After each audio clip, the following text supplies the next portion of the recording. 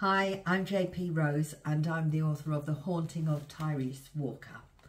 I'm going to read an extract today, but I'd like to first say a huge thank you to everybody at the Jhalak Prize. It means so much to me and I'm absolutely humbled. So thank you so much. So the part I'm going to read today is where we meet Tyrese, and he's in Jamaica already. He's gone to see his Grammy and his cousin after a really tragic event, and he's really struggling with his emotions, but he's also seeing and hearing things that other people haven't seen or heard. And this is the part where he's with his cousin Marvin and with a friend called Ellie who he's met in Jamaica, and it's the first time that maybe what's happening around him isn't all in his head. Tyrese walked ahead, listening to Marvin and Ellie chattering behind him. He made his way into the house and, as usual, was grateful to feel the cool. Walking down the hallway, a large moth fluttered into his face. He swiped at it, but immediately found himself having to swipe another moth. They were huge, disgusting, the same size as the ones he found in his bed.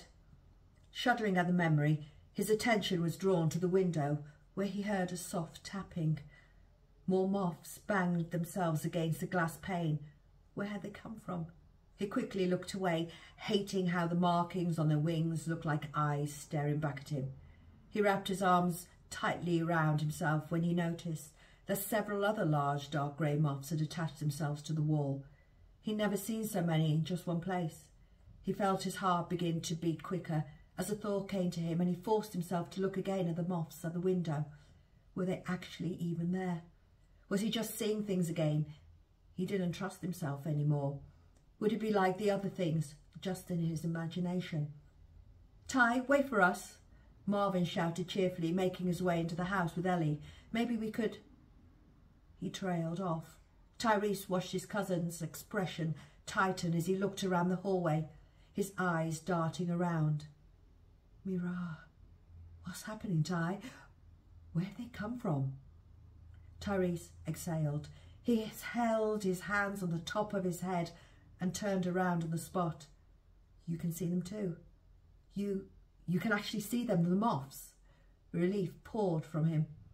Marvin gave him a strange look, but he nodded, whilst Ellie just stared wide-eyed at the insects spread across the wall and the window. "Cuz, you don't know how happy you've just made me," Tyrese whispered. "What?" Marvin frowned. "What are you talking about?" Tyrese didn't have time to explain. He didn't even know if he wanted to try to tell Marvin how with each passing moment he felt like he was losing touch with reality. Suddenly wondering where his mum and Grammy were, Tyrese began to creep slowly along the hallway, pushing away the feeling there was something else in the house. The sweat trickled down his forehead and he clenched his fists tight, resisting the temptation to turn back and run. The light above him flickered on and off, and even though there were windows along the hallway, dim and dark shadows twisted across the ceiling. The walls were now completely covered with moths, vibrating their wings, producing a low, unending hum. "Tyrese, Tyrese." Tyrese jolted, spun around, his terror so sharp it was as if he'd been stung. "Tyrese, Tyrese." He flicked his eyes to Marvin and Ellie. Can you hear that? Did you hear that?" "Hear what? Hear what, Ty?" Marvin looked puzzled. "Ellie, can you just listen?" Looking drawn, she shook her head. "I can't hear anything, Ty." "Tyrese, Tyrese." His name filled the hallway, getting louder and louder, and Tyrese covered his ears. He stumbled backwards, fighting for air. Breathe. He had to breathe. He had to try to focus on something else. A, B, C, D, E. But no matter how much he tried, no matter how hard he attempted to recite the alphabet, Tyrese couldn't concentrate on what Jonathan had taught him to do.